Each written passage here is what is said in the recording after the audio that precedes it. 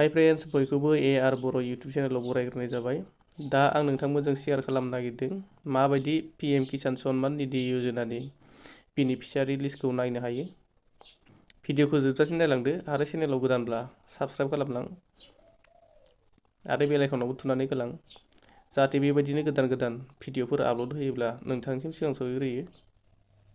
फै बिदिब्ला भिडिअखौ आवगायलांनोसै। गिबियावनो जिखुनु ब्राउजिं एप्स मोनसे खुलिना लाग्रोनोसै आङो।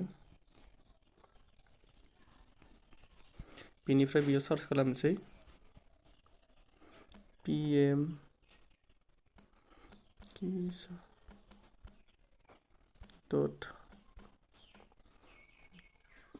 kisan.gov.in।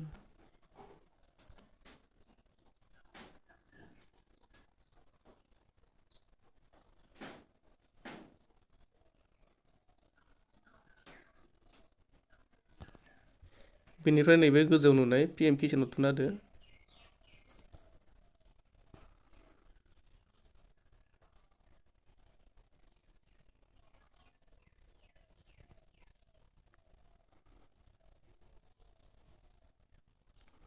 बेनिफ्राय नैबे बेनिफिसियारि लिस्टआव थुदो।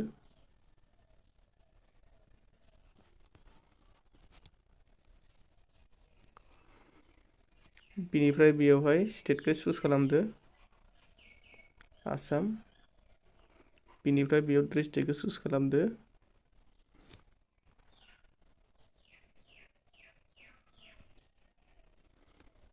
बेनिफ्राय बेयाव साब डिस्ट्रिक्टखौ चुज खालामदो।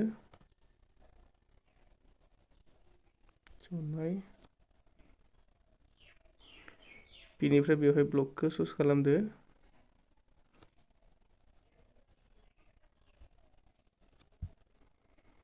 बेनिफ्राय बेयावहाय भिलेजखौ चुज खालामदो।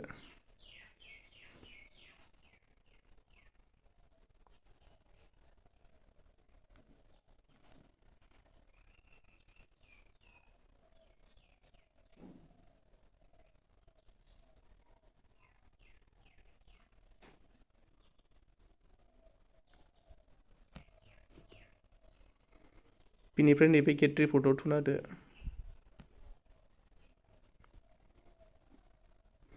बे गामिनिफ्राय PM किसान सम्मान निधि योजनानि गेजेरजों जेसेबांखिनि मानसिफोरा रां मोनोमोन गासैबो लिस्टआनो फैजोब्बाय आंनिया।